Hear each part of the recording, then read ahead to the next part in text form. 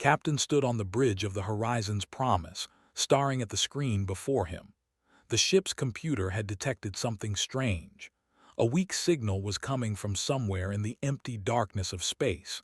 It was a distress call, but not like any he had heard before.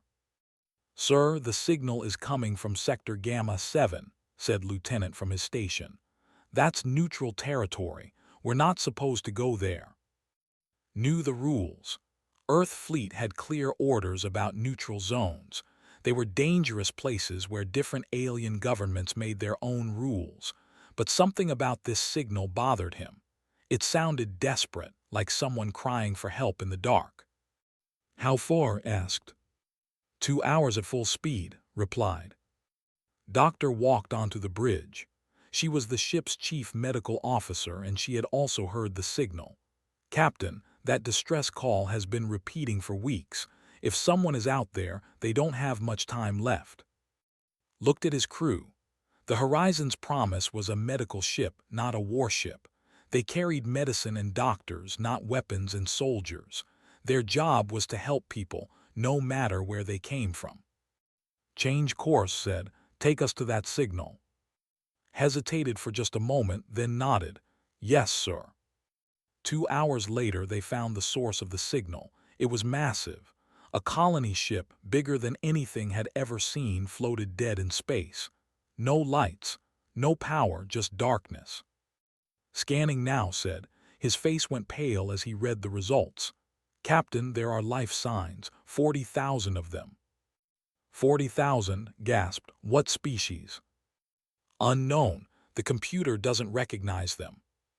Felt his heart race. 40,000 living beings on a dead ship. "Get your medical team ready. Prepare boarding procedures. We're going in."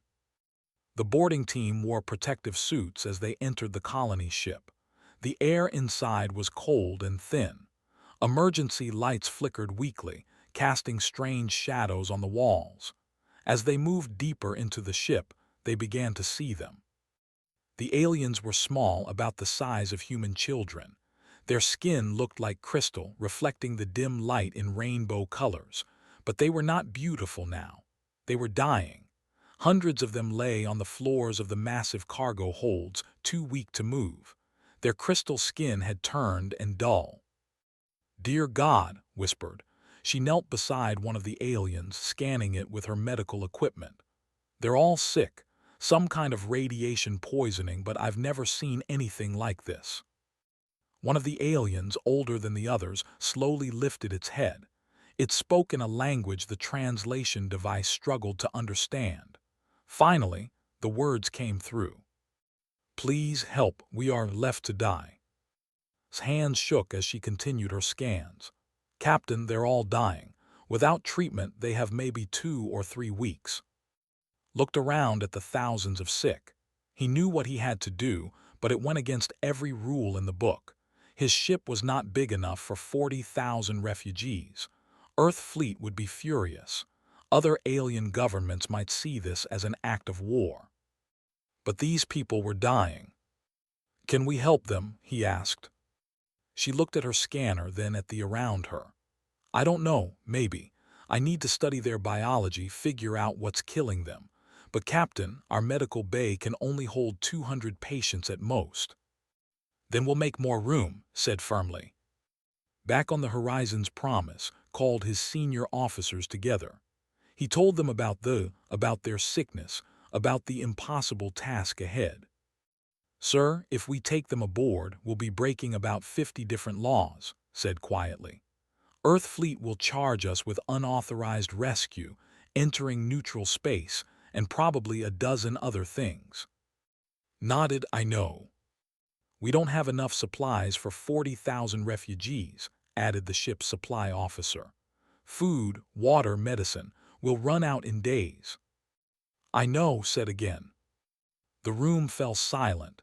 Every officer knew what would happen if they did this. Their careers would be over. They might face prison, but they also knew what would happen if they didn't. Finally spoke. "Captain, I didn't become a doctor to let people die because it was inconvenient.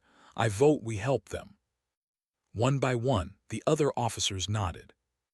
Felt pride swell in his chest. This was why he loved his crew. All right then, start bringing them aboard. Use every cargo bay, every spare room, every corridor if you have to. Set up medical stations everywhere. We're taking them all. All 40,000, sir? Asked. Every single one, confirmed.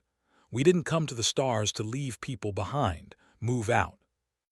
As his crew rushed to their stations, looked out at the dying colony ship. Somewhere in the darkness, 40,000 waited for hope. They had been left to die by someone who didn't care, but humanity cared. He would make sure of that. The rescue operation had begun. The Horizon's promise had become a massive hospital. Every cargo bay, every storage room, every empty space now held sick. The crew worked without stopping, turning their ship into a place of healing instead of a transport vessel. Engineer stood in what used to be Cargo Bay 3, watching his team install medical equipment. "We need more power," he said to his assistant. "The life support systems weren't designed for this many people." "Can we handle it?" the assistant asked. Wiped sweat from his forehead. "We'll have to. I'll reroute power from the weapons systems. We're not going to fight anyone anyway." In the medical section, Doctor had not slept in 2 days. She studied the biology with growing concern. The radiation sickness was worse than she thought, but the more she studied it, the more something seemed wrong. "This doesn't make sense," she said to her assistant. "Radiation poisoning should affect their cells differently. This looks like their bodies are just breaking down." Brought up another scan. "Doctor, look at this. Their cell structure needs a specific mineral compound. Without it, they slowly die." His eyes widened. "It's not radiation sickness at all. They need minerals from their home planet to survive. Without it, their bodies fall apart." She felt anger rise in her chest.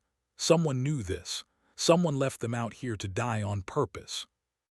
Meanwhile, in the captain's quarters, received a message from Earth Fleet Command. Admiral's face appeared on the screen, and he did not look happy. "Captain, what do you think you're doing?" demanded. "You entered neutral space without authorization. You rescued 40,000 aliens who belong to consortium territory. Do you understand the political situation you've created?" "Sir, they were dying," said calmly. "That's not our problem," snapped. "The consortium has filed an official complaint. They say those aliens are their property, that they owe debts. You're to return them immediately and come back to Earth to face court-martial." Felt his jaw tighten. "Properties or their people?" "The galaxy doesn't see it that way, Captain. You're ordered to hand over and return home. Now."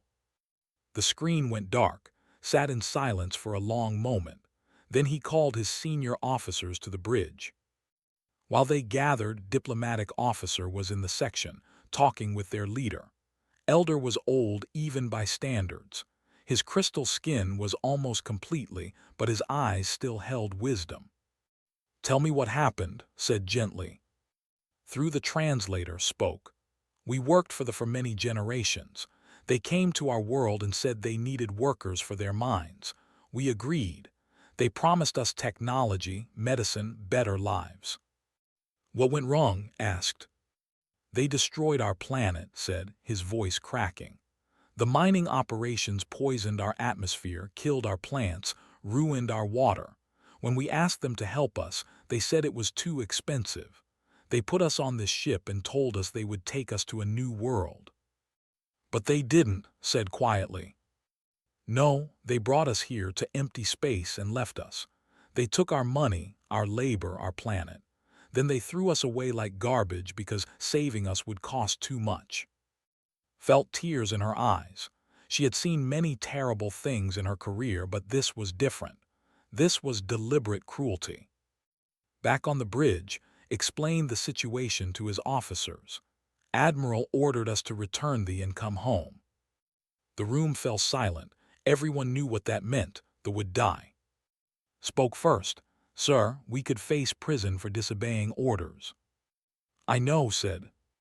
"We could lose our commissions, our careers, everything we've worked for," added another officer. I know, repeated. Then stepped forward. Captain, I've been working on something. If Doctor is right about the minerals, I can synthesize them using our fabricators. It will take all our power and resources, but I think I can save them. Entered the bridge at that moment. Captain, I've confirmed it. They need a specific mineral compound to survive. Without it, they die slowly. With it, they'll recover completely. But making enough for 40,000 people will take weeks. Looked at each of his officers. I'm not giving the order. I'm asking, should we defy Earth Fleet Command and save these people? One by one, each officer stepped forward. I didn't join Earth Fleet to abandon people, said. My oath was to do no harm, added. Engineers fix problems. This is a problem, stated. Was the last to speak. I just talked to Elder. He told me what they did to them. If we send them back, we're no better than the ones who left them here. Felt pride warm his chest.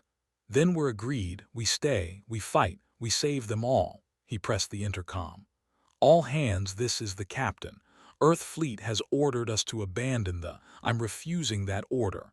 Anyone who wants to leave can take a shuttle back to Earth right now. No one will blame you. He waited. No one left their stations. Thank you, said simply. Now let's get to work. We have 40,000 lives to save. As his crew rushed to their tasks, sent one last message to Admiral. Sir, I'm sorry, but I cannot follow your orders. These people need us. We didn't come to the stars to become like the ones who hurt them. We came to be better. Horizons promise out. He closed the channel, knowing he had just ended his career. But he also knew he had made the right choice. Doctor's eyes burned with exhaustion. She had been awake for 72 hours straight, working with medical technician to create the mineral compound that would save the. The first batch was ready. This has to work, said, loading the medicine into injectors. We don't have time for another failure. They started with the sickest first. 200 of them received the first treatment. For an hour, nothing happened. Then 2 hours. Watched the monitors, praying for any sign of improvement. Instead, the numbers got worse. No, no, no, whispered as alarms started beeping. Their systems are rejecting it. Worked frantically, trying everything she could think of. But one by one, the patients grew weaker. By morning, all 200 had died. The news spread through the ship like a wave of cold water. The crew had worked so hard, sacrificed so much. And now 200 people were dead because the medicine didn't work. Sat on the floor of the medical bay, her head in her hands. She wanted to scream, to cry, to give up. But she couldn't. 40,000 more still needed her. Found her there an hour later. He sat down beside her, saying nothing for a long moment. I killed them, said quietly. I thought I could save them, but I killed them. No, said firmly. The killed them when they left them here to die. You tried to save them, that's not the same thing. But they're still dead. Put a hand on her shoulder. Yes, and we'll honor them, but right now you need to figure out what went wrong so we can save the others. Can you do that? Took a deep breath. She stood up, wiped her eyes, and nodded. Yes, I can do that. While worked on a new formula, pilot prepared for a dangerous mission. Engineer had discovered they needed rare elements from a nearby asteroid field to make the medicine work properly. The asteroids are unstable, explained. They're full of radiation and electromagnetic interference. Your shuttle systems might fail at any moment. Grinned, then I better be quick. He took a small team and flew into the asteroid field. The shuttle shook as rocks flew past them. The radiation was intense, making the instruments flicker and fail, but was one of the best pilots in Earth Fleet. He guided the shuttle through the chaos, collecting the elements they needed. Just as they finished, a massive asteroid came out of nowhere, pushed the engines to maximum, barely escaping as the rocks smashed through where they had been seconds before. Back on the Horizon's promise, new trouble arrived. 3 massive warships appeared on the sensors. They were vessels, armed with enough weapons to destroy a medical ship 100 times over. "Captain, incoming transmission," said, his voice tense. A face appeared on the screen. It was a commander named. He looked like an insect mixed with a reptile, with hard shell-like skin and multiple eyes. "Human vessel," said in a cold voice. "You have stolen property. You will surrender the workers immediately or be destroyed." "They are not property," said calmly. "They're people who need medical help. They owe debts to the consortium. They belong to us. This is your only warning." The screen went dark. The 3 warships moved into attack position, surrounding the Horizon's Promise.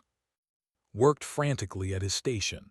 "Captain, I've been analyzing the ship's movement patterns. I found something in their logs." "What is it?" asked. "Sir, they deliberately infected them with radiation before they left them here.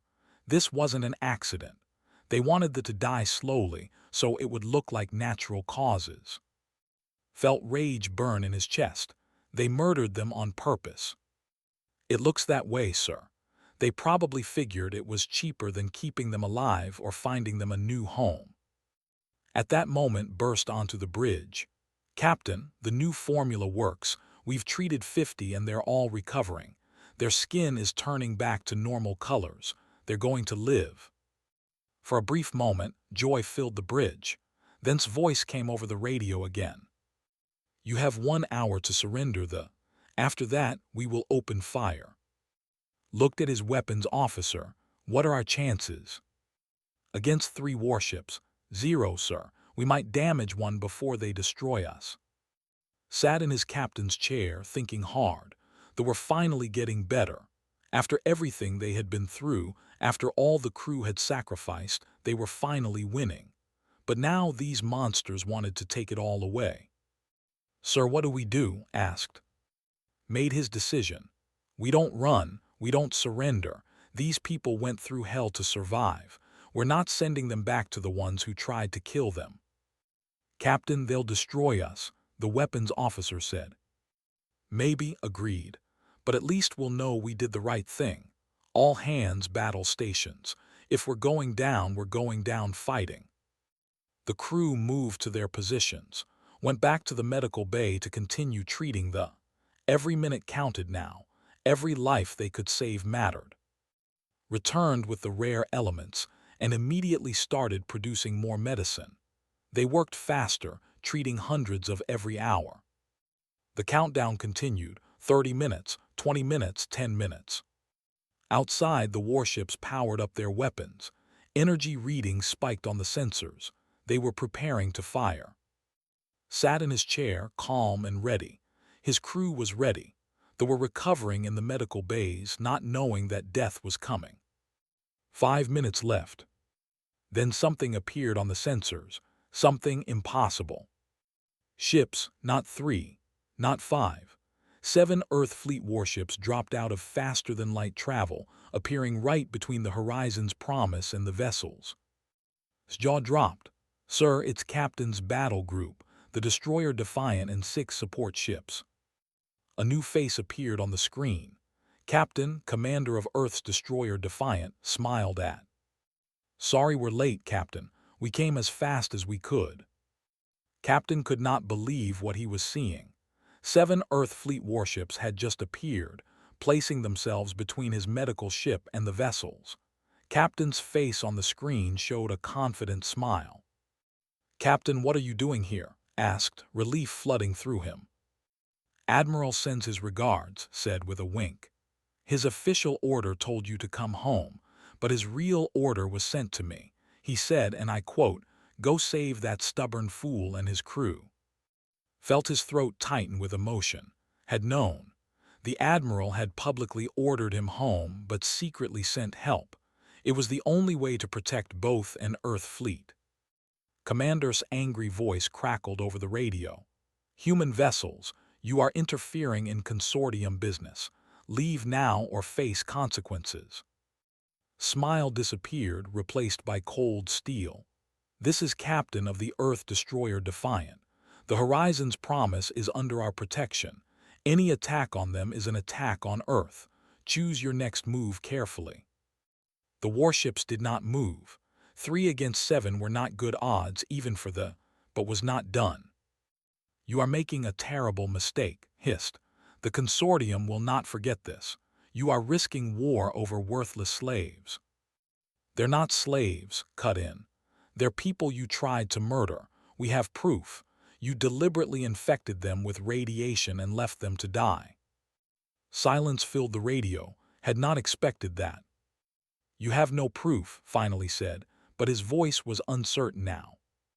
"Actually, we do," said, transmitting the data logs from the colony ship. "Your own computers recorded everything. The orders, the radiation exposure, all of it." While the military standoff continued, something else was happening on the Horizon's Promise. They were getting better. Hundreds of them had now received the working medicine. Their crystal skin was turning from black to beautiful colors. They could stand, walk, even speak without pain. A young girl, no more than 6 years old in human years, walked into the human section of the ship. She had been one of the first to recover. In her hands, she held a piece of paper with a drawing on it. The drawing showed human figures with big smiles, holding the hands of figures. Above them, she had written words in broken English. "Thank you for saving us." Medical technician found the drawing and showed it to doctor. Felt tears run down her face. She took a picture of it and sent it to the bridge. "Captain," said over the intercom, "the children are drawing pictures of us. They're calling us saviors. They want to thank us." More pictures came, dozens of them. Children drawing the human crew as heroes, as friends, as family. Someone on the crew posted the pictures on the Galactic Information Network, the system that connected all space-faring civilizations. Within hours, the images had spread across hundreds of worlds. People from dozens of different alien species saw them. They saw the sick, they saw the humans helping them, they saw the children's drawings. The galactic opinion began to shift. Elder, now strong enough to stand, requested to address the galactic community, helped him set up a broadcast that would reach every major civilization. "My name is Leader of the People," he said, his voice carried across the stars. "For 3 generations we served the consortium. We worked their mines, built their ships, did everything they asked. In return, they destroyed our planet. When we begged for help, they put us on a ship and left us in empty space to die slowly." He held up one of the children's drawings. "These humans found us. They had no reason to help. We were not their people. We could not pay them, but they helped anyway. They broke their own laws, risked their own lives because they believed we deserved to live. This is what the consortium tried to destroy. This is what humanity saved." The broadcast ended, but the impact had just begun. On dozens of worlds, people who had suffered under the consortium began to speak up. Other species who had been exploited, abandoned, mistreated. They all shared their stories. The consortium faced a public relations disaster. Companies began boycotting goods. Governments questioned their trade agreements. The mighty consortium, which had ruled through fear and money for centuries, suddenly found themselves isolated. Back at the standoff, more ships began arriving. But these were not warships. They were civilian vessels from a dozen different species, coming to witness what was happening. News ships, cargo ships, even tourist vessels. Everyone wanted to see the humans who had the. Commander realized he had lost. If he attacked now, with the whole galaxy watching, the consortium would face consequences far worse than letting them go. "This is not over," said over the radio. "The consortium will remember this." The 3 warships turned and jumped to faster-than-light speed, disappearing into the black. The bridge of the Horizon's Promise erupted in cheers. The crew hugged each other, crying and laughing at the same time. They had won. Captain's face appeared on the screen again. "Well done, Captain. You've started something big here. Humanity's name is now known across the galaxy, for better or worse." "Will there be consequences?" asked. "Oh, definitely," laughed. "But I think they'll be good ones. At least I hope so. For now, let's get your passengers somewhere safe. We've arranged asylum for them on New Haven Colony. It's a human world with plenty of room and resources." Down in the medical bay, doctor treated the last of the patients. All 40,000 had now received the medicine. All 40,000 were recovering. Well, not all. 200 had died in the first failed attempt, would never forget them. But 39,800 were alive because of what the crew had done. A young boy approached and held out his hand, took it, and the boy squeezed gently. "Thank you," he said in careful English. "You saved my mother. You saved all of us." Knelt down to his level. "You're welcome, and I promise we'll make sure you have a good home." Outside, stars filled thee as the Horizon's Promise prepared to travel to New Haven, escorted by 7 Earth warships and watched by the entire galaxy. 6 months had passed since the rescue. Captain stood at the window of his apartment on New Haven Colony, watching the sunrise paint the sky in shades of orange and pink. Below, the colony had grown. New buildings stood where empty fields had been before, and among the human colonists walked their crystal skins sparkling in the morning light. New Haven had welcomed them with open arms. The colony had plenty of space and resources. More importantly, it had people who believed that saving lives mattered more than politics or profit. Door chimed. Doctor entered carrying 2 cups of coffee. "Couldn't sleep either," she asked, handing him one. "Too much to think about," admitted. "The tribunal decision comes today." After the rescue, Earth fleet had put on trial for disobeying orders, entering neutral space without authorization, and causing an interstellar incident. For months, lawyers had argued about what he had done. Some called him a hero. Others called him a criminal who had risked war. "Whatever they decide, you did the right thing," said. "We all know that." Below them, the colony was waking up. Children walked to school alongside human children. Adults headed to work in the factories and workshops they had built. The 2 species had blended together naturally, each learning from the other. They had proven to be incredibly skilled. Their crystal bodies could sense vibrations and energy in ways humans could not. They became master engineers and artists, creating technology and artwork that amazed everyone who saw it. In return, humans shared their medicine, their farming techniques, their stories. Elder had become the representative to the Colony Council. He worked with the human leaders to make sure both species thrived together. It was not always easy. There were disagreements, misunderstandings, and cultural differences. But they worked through them because they had built something precious: trust. S communicator beeped. "Captain, the tribunal decision is ready," said a voice. "They want you on Earth for the announcement." "Understood," said he. Looked at. "Want to come with me?" "Wouldn't miss it," she smiled. They took a shuttle to Earth. The trip took 3 days. When they arrived, they found something unexpected. Thousands of people waited outside the military courthouse. Humans, and even aliens from other species who had traveled across space to be there. As walked toward the building, the crowd erupted in cheers. People held signs that said "Hero" and "Thank you for showing us what humanity means." Children threw flowers at his feet. Inside the courthouse, admirals sat at the head of the tribunal. Other high-ranking officers sat beside him. They all looked serious. "Captain," began, "you have been charged with multiple violations of Earth fleet regulations. Do you have anything to say in your defense?" Stood straight. "No, sir, I broke the rules. I knew what I was doing. I would do it again." Nodded slowly. "The tribunal has reviewed your case extensively. We have considered the military regulations you violated. We have also considered the 40,000 lives you saved, the political changes you sparked across the galaxy, and the honor you brought to Earth fleet and humanity." He paused and held his breath. "It is the decision of this tribunal that all charges against you are dismissed. Furthermore, you are promoted to the rank of commander. Your crew will receive commendations for exceptional service. The Horizon's promise will be upgraded and returned to active duty. The courtroom erupted in applause, felt his knees go weak with relief. Stood and walked to, speaking quietly so only he could hear. Between you and me, you did what I hoped you would do. Sometimes the rules need to be broken to remind us why we made them in the first place. Well done, Commander.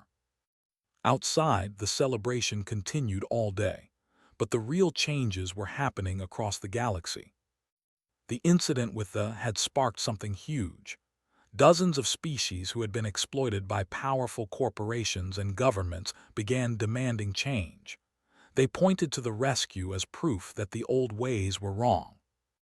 Ambassador Sora, Earth's representative to galactic politics, worked day and night to turn this energy into action. She proposed the Sanctuary Protocols, a new set of galactic laws that would protect refugees and prevent the kind of abuse they had suffered. Not everyone supported it. The consortium and other powerful groups fought against the changes, but they were losing. The images of children thanking their human rescuers had touched hearts across 100 worlds. Public opinion was too strong to ignore. 3 months after the tribunal, the Sanctuary Protocols were adopted by the Galactic Assembly. Any species could now request asylum from abuse. Any civilization that deliberately harmed refugees would face severe penalties. It was not perfect, but it was a start. The consortium itself began to collapse. Without the ability to exploit and abandon workers, their business model failed. Species they had abused for generations rose up, demanding justice and freedom. Within a year, the mighty consortium had broken into a dozen smaller groups, none with the power they once held. Back on New Haven, the changes were more personal but just as important. Elder met with Commander in the colony's council chambers. The old moved slowly but with dignity. Commander, my people wish to thank yours properly, said. We have little to give, but we have one gift that we hope will be valuable. He handed a data crystal that glowed with inner light. This contains our star mapping technology.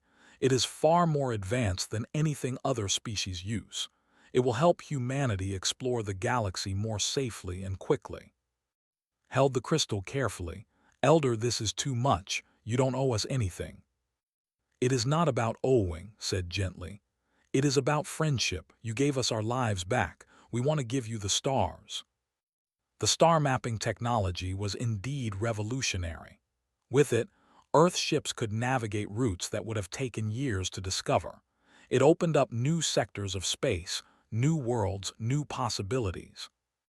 But the greatest gift was not the technology. It was the alliance that formed between humanity and the. Together, they invited other species who believed in compassion and cooperation to join them. The Free Worlds Coalition was born, a group of civilizations dedicated to helping each other rather than exploiting each other.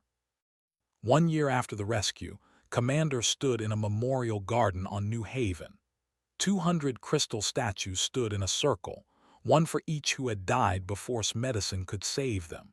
And human families came here to remember, to grieve, and to celebrate the lives that had been saved.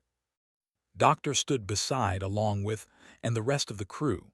Elder joined them, moving slowly among the statues. Do you ever regret it? Asked quietly. Everything we went through. Watched children playing in the garden, their crystal skin reflecting rainbow colors in the sunlight. Human children played with them, laughing and chasing each other without caring about the differences between them. Not for a second, said. Elder approached them, his eyes filled with emotion. Commander, Doctor, all of you, you taught the galaxy something it had forgotten. You showed us that profit is not worth more than life, that compassion is not weakness, that hope can survive even in the empty dark of space. That we'll never forget. The galaxy will never forget. Later that day, the Horizon's Promise prepared to launch on a new mission. The ship had been upgraded and expanded. Its crew now included both humans and working side by side. Commander sat in the captain's chair, looking at his mixed crew with pride. On the, Another distress signal had appeared from a distant system. "Another signal, sir," reported from his station. "Unknown origin." "How far?" asked. 3 days at full speed." Smiled. "Then what are we waiting for? Set course. Maximum speed." As the horizon's promise jumped to faster-than-light travel, heading toward someone else who needed help, thought about how much had changed. One act of compassion had started a revolution across the galaxy. One crew's decision to do what was right had inspired billions. The galaxy would never be the same, and humanity had shown everyone what they were truly capable of, not conquest, not domination, but something far more powerful. Compassion, hope, and the simple belief that every life mattered. The horizon's promise disappeared into the stars, ready for whatever came next.